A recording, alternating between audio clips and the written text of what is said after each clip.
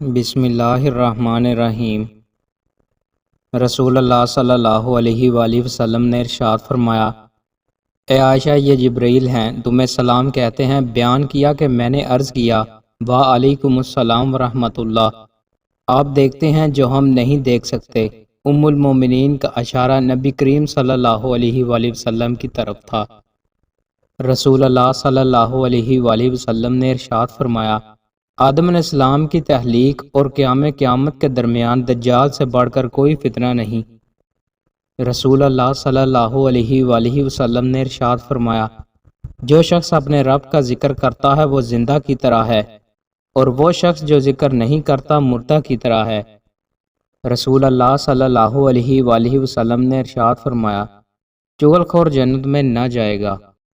رسول اللہ صلی اللہ علیہ وآلہ وسلم نے ارشاد فرمایا، جہاں بھی رہو اللہ سے ڈرو، برائی کے بعد جو تم سے ہو جائے بھلائی کرو جو برائی کو مٹا دے، اور لوگوں کے ساتھ حسن اخلاق سے پیش آؤ۔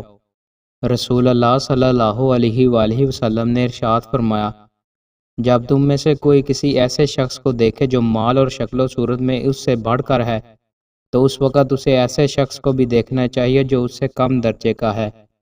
رسول اللہ صلی اللہ علیہ وآلہ وسلم نے ارشاد فرمایا، جو شخص وضو کرتے وقت بسم اللہ نہ پڑھے اس کا وضو نہیں۔